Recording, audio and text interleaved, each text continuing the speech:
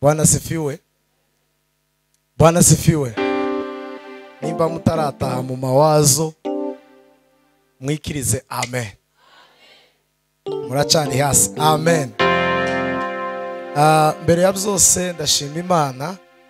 Imana yatugiriye neza tukagera hano. Imana ihabwe icubahiro. Ndashimira ubuyobozi bw'abayumbe buyobowe na Mukiza Patro. Imana igweze umugisha President. Kubw'umwihariko ni inshuti yanjye cyane. Twasanze dutaramanaga ariko tutaziranye cyane, ariko noneho ubushize tujana mu ivugabutumwa. Buriya iyo mujanye n'umuntu mu ivugabutumwa ugomba kumureba ku bintu bigera kuri bingahe. Ikintu ca mbere,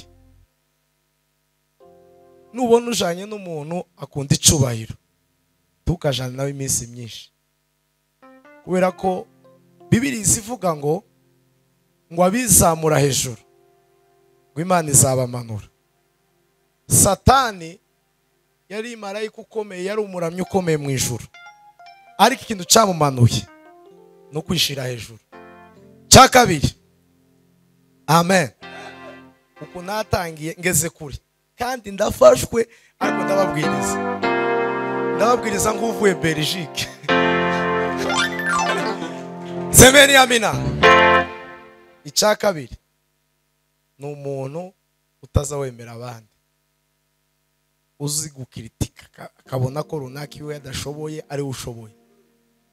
Cya gatatu, ni umuntu ukunda amafaranga. Bibiliya ivuga ngo niwo muzi w'ibibi byose. Nta muntu wanga amafaranga, ariko hari umuntu uzi ukunda amafaranga, umutima ukazumera nka kujya nk'urimo komanga. Zikomanga. Kadusome ijambo ry'Imana. Ese hari uwo mfasha gusoma naje? Asante.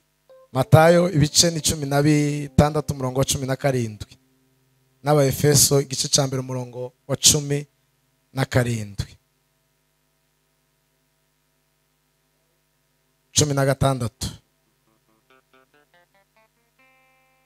17.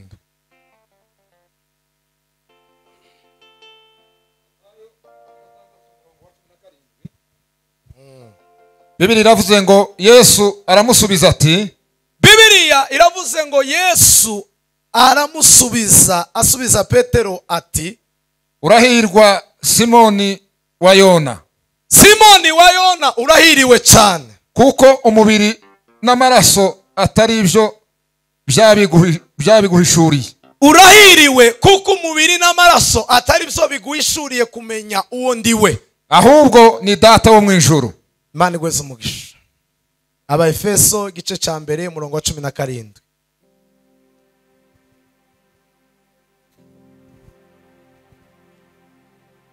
Haravuze ngo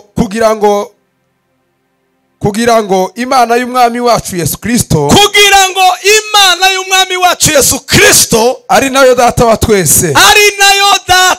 twese, twe turi hano, w'icubahiro, ibaho umwuka w'ubwenge. Icya mbere, ibaho umwuka w'ubwenge no guhishurirwa. Icya kabiri, ibahe umwuka wo guhishurirwa, bitume muyimenya. Icya gatatu, muyimenye. Ngo amaso y'imitima yanyu, Icya kane, amaso y'imitima yanyu abone uko ahwezwe, amenye Kristo watumwe ku bwacu.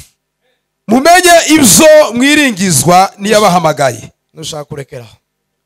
Mumenye n'ubutunzi bw'ubwiza bw'ibyo azaraga abera.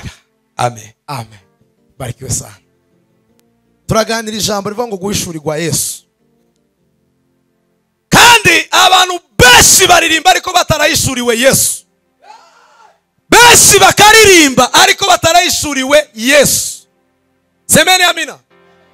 Ni iryo jambo tuganira. None ndashima kuko twazanye n'inshuti zanje, Evangeliste Jean Paul na Evangeliste Chantal. Amen. Kubera ko ni umuntu umwe. Nose abantu kuriya ndi Evangeliste n'umugore wanje hari. siko ababipinga n'ababigwanya ndi bishobora uko iyongeye mu ivuga butumwa nabazasigara akora irindi mu rugo kandi atashigikiye sinogenda. Amen. Mani bese umugisha mwagize neza kwita ubutumire bwacu. Twamenyanye gusa kwa mitandao. Chantal niyo twatangiye kumenyana mbere. Turandikirana duhurira i Burundi duhana gahunda ko tuzahurira hano. Imana ishimwe yabikoze ihabwa icubahiro. Ndashima ku bwa madamu. Imana igweze umugisha. Azashigikira mu ivuga butumwa cyane. Kandi naramusengeye. Nigeze ugenda Imana imbwiye ntarashaka.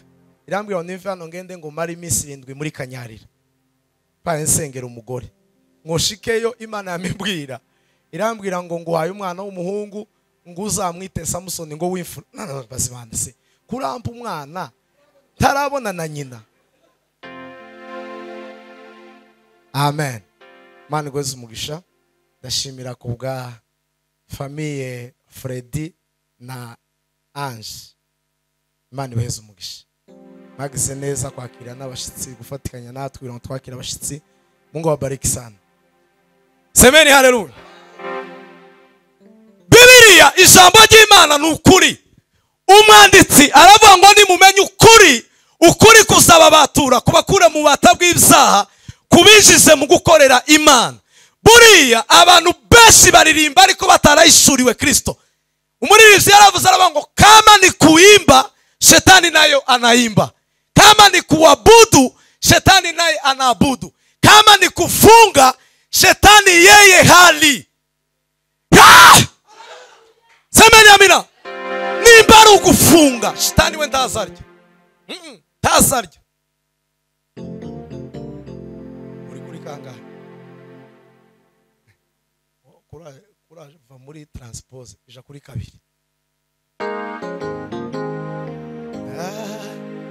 Kama ni kuimba na shetani anaimba, wanakuimba sio njia ya uzima, nakwambia usijivune. Kama ni kuruka na shetani anaruka sana, wanakuruka sio njia ya uzima, nakwambia usijivune. Haleluya! Bwana Yesu ndiye njia ya uzima pekee, wala hapana wokovu wa mwingine. Matendo sura ya 4. Haleluya! Biblia yavuze ngo semeni amina atukuzwe. Aya makuru na makuru ya Yesu nabigishwa abaganiriza ababaza. Yesu Biblia iravuga ngo yari mu mudugudu w'Ikesarea ya Filipo, ngo abwira abigishwa be aravuga ati se mwabigishwa banje ko tuzatwirigwana namwe tukararana namwe, ariko mwarangiza mwewe mukaba nkabinyebza mukaja hanze. Iriya hanze basa bavuga ngo jewe nitwa nde ndinde. Haleluya! Petero araguruka ngo basa bavuga ngo uri Eliya, abandi bakavuga uri Yeremiya, kuko ibyo ukora bimeze nk'ibya Eliya, bimeze nk'ibya Yeremiya. Abandi tumeze nk'umwe muri babahanuzi, abandi tumeze nka Yohana umubatiza. Dufite abantu benshi bazi Yesu kumuhanuzi gusa, kaba Eliya, kaba Yeremiya, kaba Yohana, kabandi. Ariko Yesu n'umwana w'Imana isumba byose. Haleluya! Semeni amina. Amen. Biblia yavuze ngo Yesu arabatese mwebwe ubwanyu mwe mutekereza ko ndinde. Biblia iravuga ngo bose nabo barananigwa, nabo babitekerezaga gutyo. Ngo arangize Petero yuzuye imbaraga z'Imana. Ariko ngunda Petero ma. Hari abagabo bazaje kubwiriza bakavuga ngo Petero ngo yari akayayu, ngo sinzi ngo yari umuhubutsi ngo yakazabuka. Petero. Ariko Petero. Haleluya! Petero ahagarase mu mbaraga z'Imana ngo aravuga ngo uri Kristo umwana w'Imana isumba byose. Yesu ngaramwitegereza arambwira ngo Petero ntabwo ari inyama n'amaraso bigushura. Umva, Yesu ndaza tureba kubera ko twaririmbye tukavuga izina rye. Yesu azareba umutima wabivuze uzizeye. Petero yabivuze ibyavuzwe ku kanwa nibyo byari mu mutima kubera ko yarabyizeye. Yesu aravuga ngo si inyama n'amaraso bikuje. Haleluya. Ntabwo duhishurirwa Yesu tukiri muri uyu mubiri. Umubiri wa kamere tushobora guhishurirwa Kristo. Iyo wapfuye kuri kamere ubasha guhishurirwa Kristo akaba mu buzima bwawe agategeka wewe wa kera. Bwana sifiwe. Atukuzwe. Semeni amen. Nagiraga umujinya nakaza ndakara. Karakara nkarira. Amen. Ariko Yesu ikintu yakoze cyambere gutyo umunsi namumenye gutya. Yamakuramo wa mujinya. Yesu ni kwazagira. Iyo akugezemo azakuramo kijya cyari cyarakubasa. Niyo mpamvu uzasanga umuntu avuye ngo jewe ngo ntabwo nigeze ngo umupagani umubaje ngo se wakijwe ryari akabura umunsi yakijijwe. Umunsi Yesu yakijijwe ni igihe ikintu cyari kugoye Yesu araza gikuramo. Nimba wagiraga umushinga, nimba wagiraga ishari, kandi dufite abantu buzuye n'ishari. Bibiri sivuga ngo umutima ngufite ishari ngo ninga kujya kwikimungu kiri mu magufwa. Kiza gifata umutima w'indani kawukuramo cyarangiza kikawumara. Haleluya. Semeni amina. Atukuzwe. None ngo arangize Yesu abwira Petero, arabwira ngo Pete, ntabwo ari inyama n'amaraso bigwisuriye uwo ndiwe.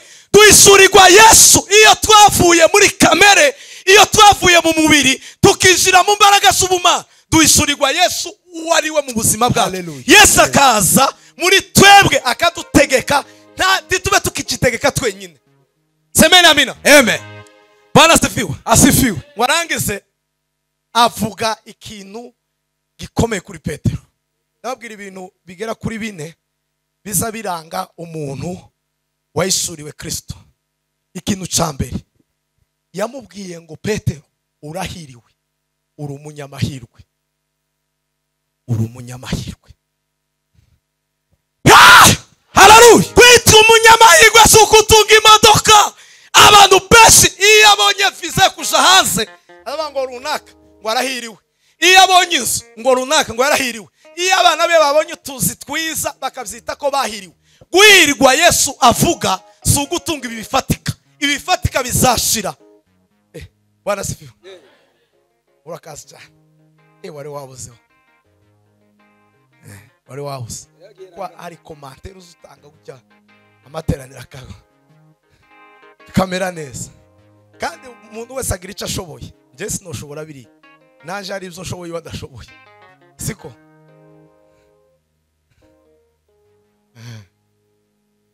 Semeni haleluya. Iyo washuriwe Yesu ikintu cyambere azakora mu buzima bwawe, uza witwa umunyamahirwe. Abantu benshi bazi ko amahirwe ari gutunga inzu, ari gutunga amamodoka, ari gutunga, ari ukuzara abana benshi. Amahirwe Yesu azatubonamo niyo twamuhishuriwe.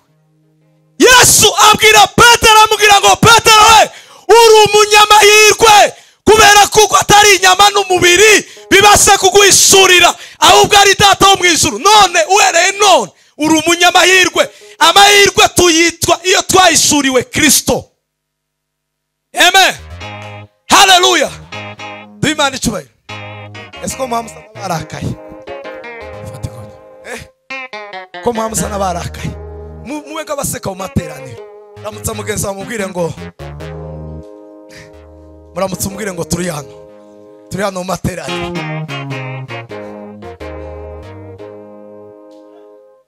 Ubwira shiramanga umwami ni mwiza pe, aruhuka umutima.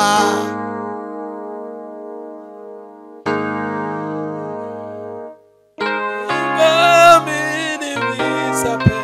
Ducurange igizungu, ucurange igitaramo. Ducurange igizungu urabunkuye muri network. Kandi ntunkure muri network naje nkujane muri network. Mubwira shiramanga umwami ni mwiza pe, aruhuka umutima.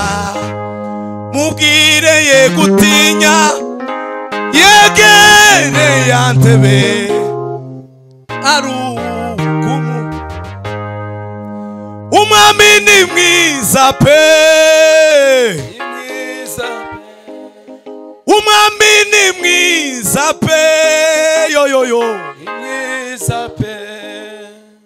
Yesu uramukunda yoyoyo ukunda ibyo wabihamya yoyoyo bihamya ibyo wabihamya yoyoyo bihamya ibyo wabihamya yoyoyo bihamya ibyo wabihamya yoyoyo bihamya ibyo wabihamya yayaya bihamya haleluya kwishuri kwa Yesu bikugira kuba umunyamahirwe iyo weshuriwe Yesu witwa umunyamahirwe witwa umunyamahirwe ugendana amahirwe kubera kuko Yesu iyo umwishuriwe uzuba utandukanye n'abandi niyo mpamvu uzavuga ngo yoba nashe umwana waje ababyeyi bagasenga ngo yoba umwana waje yarabaye nka runaka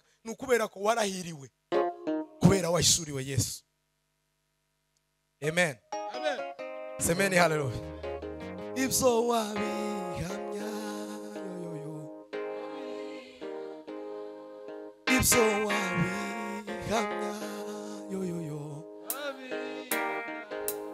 Amen. Icya kabiri uzuhindurirwa izina. Bibiliya iravuga ngo Yesu abwira Petero aramubwira ngo ntukiciswe Simoni ahubwo wiswe Petero kandi bisobanura ngo ibuye. Mu Kigiriki hari ijambo ryitwa Petra na Petros. Petra ni urutare, Petros ni akabuye gato. Ni ukuvuga ngo Petros ariwe kabuye gatoya, Petra akariwe Kristo. Yesu aramubwira ngo Petros nzakubaka kuri Petra ariko rutare ngo imiyaga n'imyuka y'ikuzimu ntakizotwara iryo torero. Amen. atukuzwe sana Abantu kujya batinya abarozi. Amen. Abantu bagira ubwoba bw'abarozi. Sinzi ukuntu novuga bameze. Nimba batubatse kuri Petra.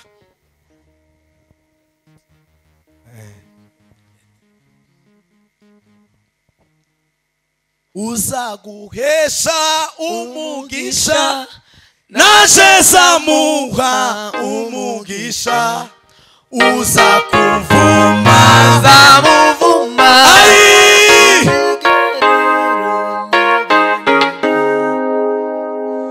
kurugo rutare niho zubaka iyo nzu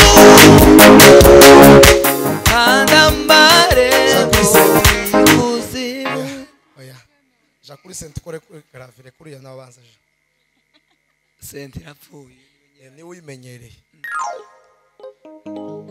kandambare kore gusa kuri gravire ikuzimu ntazigera rinyeganyeza umuyaga w'ishuheri tuzigera uruhungabanya. haleluya. Ikintu cya kabiri Yesu azahindura n'izina. Izina rizarihinduka. Semeni amina. Nimba wari umusambanyi Yesu akaguhindura, nimba wari umujura Yesu agahindura izina ryawe. Uyu munsi wa none hari izina woba wari ufite ariko iyo wishuriwe Kristo, ikintu Kristo cya kabiri azakora azahindura izina. Amen. Yesu azakura izina ribi agashira izina risha. Amen. Amen. Ariko biba iyo wayishuriwe Kristo. Iyo utarayishurirwa Kristo tushobora guhindurirwa izina. Amen. Amen. Cya gatatu azaduheza ifunguzo. Bibiliya izivuga semeni hamina. Yesu abwira Petero aramubwira ngo icyo uzahambira mu isi kizaba gihambiriwe mu ijuru. Amen. Semeni amina.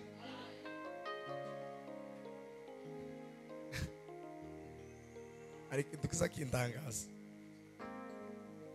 Nukuvuga ngo haleluya umuntu akagira ngo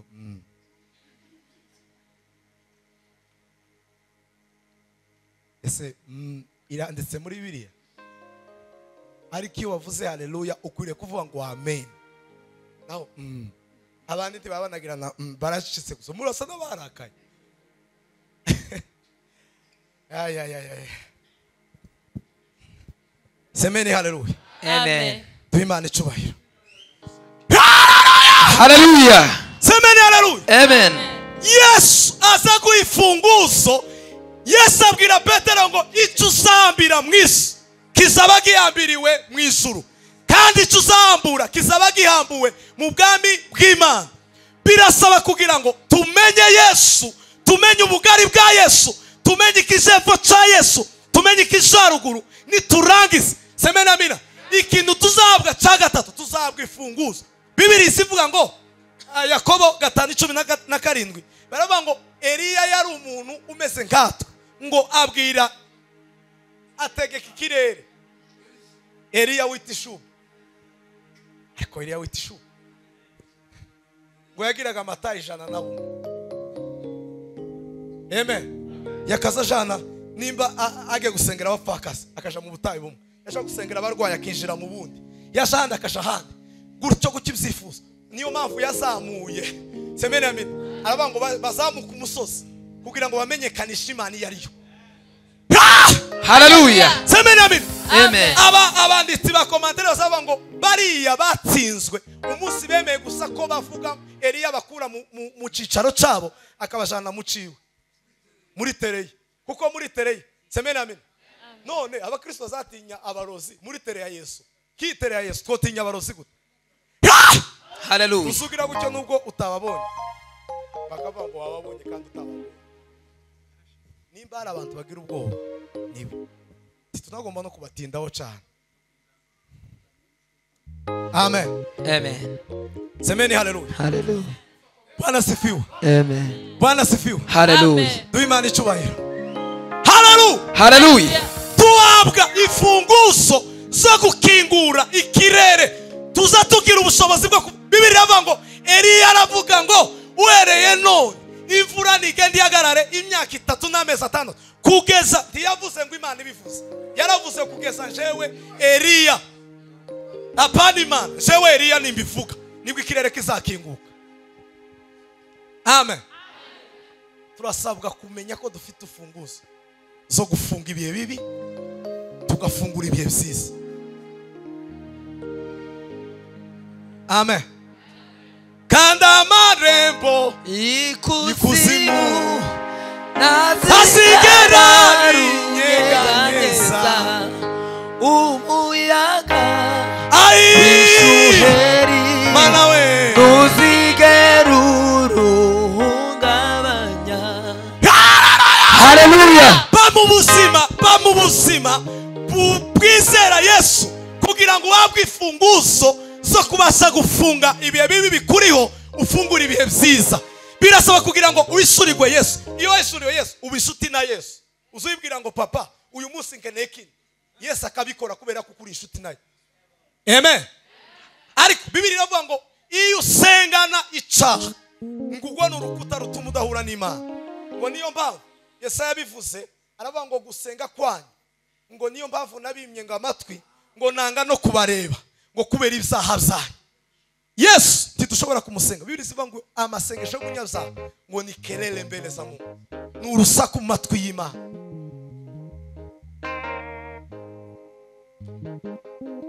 Amen. Amen. Amen. Amen. Mukeneye gufunga ibihe by'ingwara no gushurirwa Yesu. Hari abantu musumwe twigeze umukecuru umwe araza ngo tumusengere, aratubwira ngo tumusengere ngo hano ukandi ngo tuwakande cyane. Yewe tumukecuru, nimba ufite ikibazo cyo gukandwa enda muri massage, ari abakobwa babyigiye baragukanda neza cyane. Kwizera semeni amen kuza gukiriza no kuri nuri kuri. Amen. Kwizera kuza gukuru. Haleluya. Impamvu muzabona abantu benshi badafite kwizera nuko none azaza ngo namusengera ingwara, ejo bundi asenga ngo bamusengera ingwara, ejo bundi asenga ngo bamusengera ingwara, azaro akavuga ngo yabaye ngwiwe. Tiwokira nyine kubera ko nta kwizera ufite. ariko kwizera kugira urufunguzo, kandi kwizera kuza gusuzugura ibintu. Bibiri zivuga ngo kwizera ngo nukumenya rwose ibyiringirwa udashidikanye ko bitazaba, kandi ngo niko kuduhamiriza kw'ibyo tutareba ari byo z'ukuri. Semeni amina. Kwizera kuza gufata ibitariho kukabyita ko biriho, kugafata ibiriho kukabyita ko bitariho. Ariko mwumve kwizera ukuntu kumeze, akasagaseke. Kwizera kuza kuvuga ngo akasagaseke ikariho kukagasuzugura, kukavuga ngo agaseke kaririya niko gafite agaciro, kandi kana ariko kadufitiye agaciro. Siko tuhatubona hano, ariko kwizera ukama gusuzugura kano kukareba ibiri kure. Amen. Imfunguzo rero zihabwa abantu bashuriwe Kristo. Iyo washuriwe Kristo uhabwa imfunguzo zo gutegeka ibihe. Kuvuga ngo wabihe bibiwe genda, wabihe byiza we ngwino. Amen. Amen. Amen. Amen. Hari dushobora kuba uri mu bihe bibi, kandi iyo uri mu bihe bibi tukavuge cyane, uzoceceka, uzorwana intambara yo guceceka. Ko nuceceka uzatsinda, ariko nurwana ukarwanisha amagambo uzaba utsinzwe. Ibihe byose bikuzaho tuzi uceceke.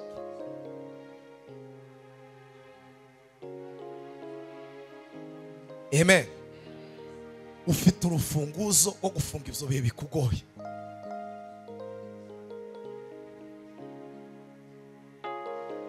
Bwana alikuja duniani akacha utukufu na heshima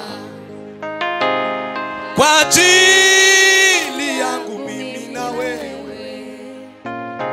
Damu yake ya thamani sana ili mwagika tukapata uhuru. Bwana Yesu alibebwa machinjoni kama kondoo, ingawaje vilikuwa vigumu kuogopa, lengo lake ilikuwa kutuunganisha na Mungu. Salabani Mwokozi wetu alilia, Eloi, Eloi lama sabakthani. Baba yangu we, Baba yangu kwa nini umeniacha? Amina. Baba yangu we, Baba yangu kwa nini umeniacha? Amina, Amina. Baba yangu we, Baba yangu kwa nini umeniacha? Hallelujah. birasaba kuba mu buzima butegeka ibihe, ukazubwira ngo wabihewe. Oh de la Messi paritampo. Hey. Bwana sifiwe. Ariko ndanezerewe. Bwana sifiwe. Hallelujah. Duimana icubahiro. Amen. Msalabani Mwokozi wetu alilia, Eloi, Eloi lama sabakthani. Baba yangu we, Baba yangu kwa nini umeniacha? Amina, Amina. Baba yangu we, Baba yangu kwa nini umeniacha? Hallelujah. Yesu yarasezera bangoma ngo nimba bisoboka ngo kino gikombe kindenge, araba ngo ntibibukoje we shaka, ahubwo bibe ko ushaka Mana. Ngo nubwo yarangizaga ngo imibabaro akabona uburyo agiye gukubitwa, akabona uburyo agiye gusuzugurirwa, ngo arangize arataka cyane, ariko ngo abone ubwiza bwo tuzababo none abo turibo, ngo agira impuhwe n'imbabazi. Aravuga ngo papa, ngo ntibukoje we shaka, ahubwo bibe ko ushaka.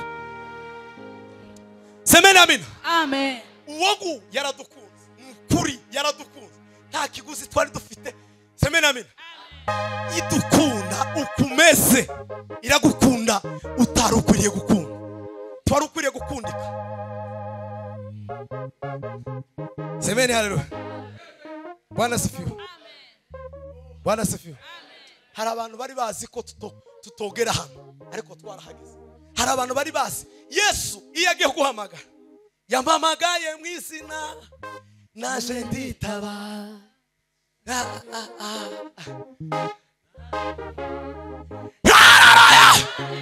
Semeni amina. Birasaba kugira ngo utumye ari we Kristo semena amina. Abanyabugingo nabamenye Yesu. Afite ubugingo n'abafite Yesu. Afite ubugingo ni bafite Yesu. Ufite uwo mwana afite ubugingo. Ufite uwo mwana afite ubugingo. Hallelujah. Ufite uwo mwana afite ubugingo. Amen. Nimba neza neza Yesu ari muri wewe. Ufite ubugingo. Amen. Kuza kuba hano mu itorero ukaba iminsi myinshi hano ariko udafite ubugingo no gukorera mu gihombo. Kuririmba karirimba ariko uririmba udafite ubugingo no guhomba. Kubwiriza ukabwiriza ariko udafite ubugingo no guhomba. Amen. Kicumweru naranezerewe cyane. Ijambo mwe data evangeliste yatuganirije yatubwiye ibintu bitatu zankoze ku mutima cyane kandi none ntangira kubitekereza. Yatubwiye ikintu cya mbere ngo nubwo uramye Imana ukayihimbaza gute udafite kwizera, ngo amasengesho yawe cyangwa kwiramya kwawe ntimuzi ko umusaraba umeze gutya.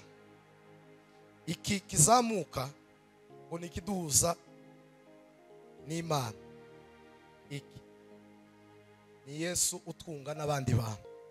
Aratubwira ngo rero ahangaha iki gitambikira kigera iyo utizeye ariko ugasenga, amasengesho yawe araza akagarukira hano, tarenga hano ngo agere ku Mana. Icya kabiri ngo ni urukundo. Iyo udakundana none ndabitekereza, muzi ko tubanye mu ikanisa tutaza dukundana, abapasiteri batazaramukanya. Amen. Abandi nabo kubera ubuzima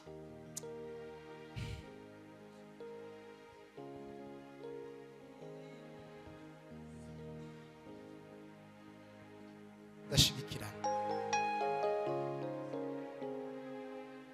Muzi ko tusigaye twanga ko n'undi muntu ashobora gutera imbere. Murabona iyo umuntu none yafunguye channel yohereza link ku rubuga ngo ariko aba nabo akantu ko gufungura ugakora kajya ka like niki kindi yaje na share na comment na subscribe itakutwara ikintu na kimwe, ukamuhwera gusa umutima ngo abangaba nabo ngoko barabariraho iyo bakuririyeho. Abandi bari mu gutangira amakanisa bagakenera ngo abakameramene bazi barangiza kuza. Amen. Byamara kugagara bagize kamera yabo bakirukana abandi. Tabia mbaya.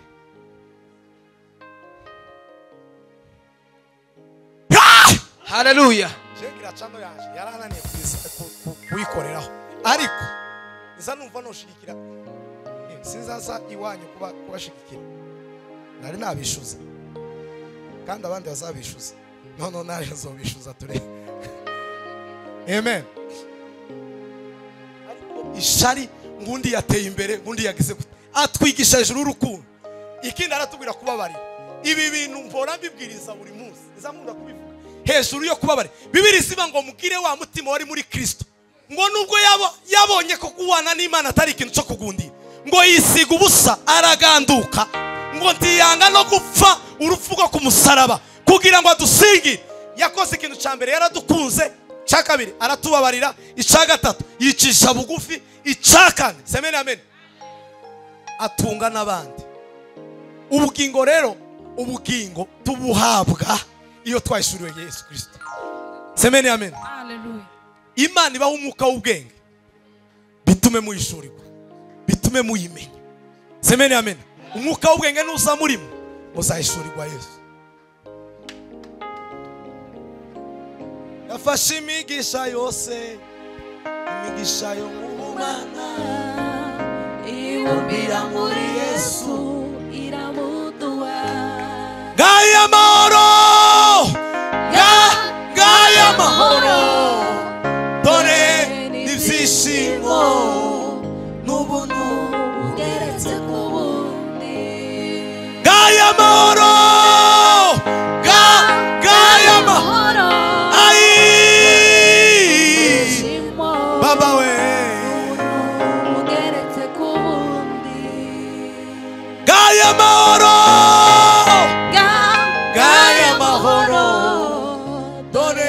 n'ibyishimo n'ubuntu bugeretse ku bundi ngaya mahoro ngaya mahoro ayi n'ibyishimo Mana we n'ubuntu bugeretse ku bundi ngaya mahoro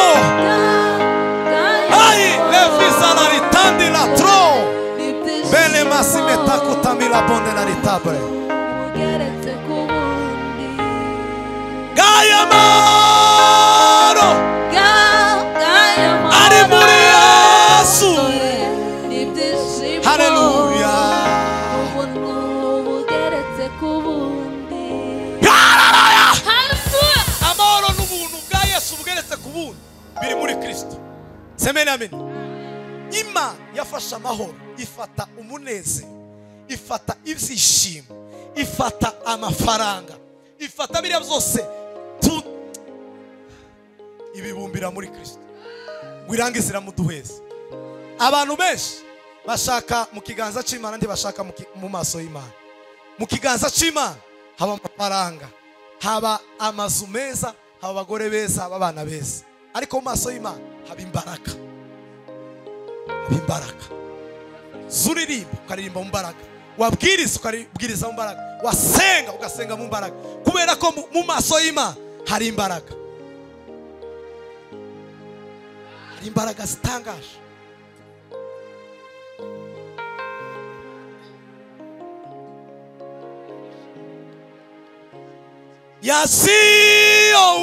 yasiyowezekana unayafanya unaweza yote yasiyowezekana Waguruka. unayafanya unaweza yote yasiyowezekana unayafanya unaweza yote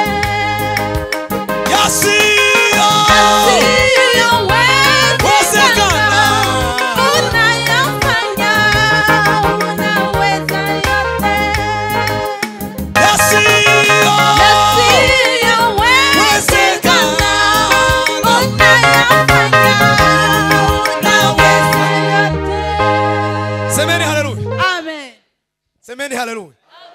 Tugiye gusenga kugira ngo Imana iduheze umwuka w'ubwenge no guhishurirwa bitume tumenya Kristo. Amen. Tuza mu itorero twarahishuriwe Kristo. Kristo ari muri twebwe. Oya nditube uwo kuvuga Kristo ku munwa. Bibiri ziba ngo bashimisha iminwa ariko imitima yabo imbakure. Hari abantu benshi bazi kuvuga Yesu neza, bazi kumusiga neza, ariko ataba mu mitima yabo. Ariko dukure Yesu ku munwa abe mu mitima yacu tumwizere. Hallelujah. Amen. Amen. Dukure Yesu ku minwa. Dukure Yesu ku munwa. Tumushire mu mutima tumwizere. Tumugendane. Iyo ufashe Yesu nk'umunyantege nke ukora ibintu bito, Yesu ahoraho. Ariko iyo umufashe nk'ukora ibikomeye, akora ibikomeye. Ese ko mbahagurukije kaba numvise agasirimba kinjiye neza nta kibazo nuko abyina mukiyangana mugara cyangwa mwe mwicaye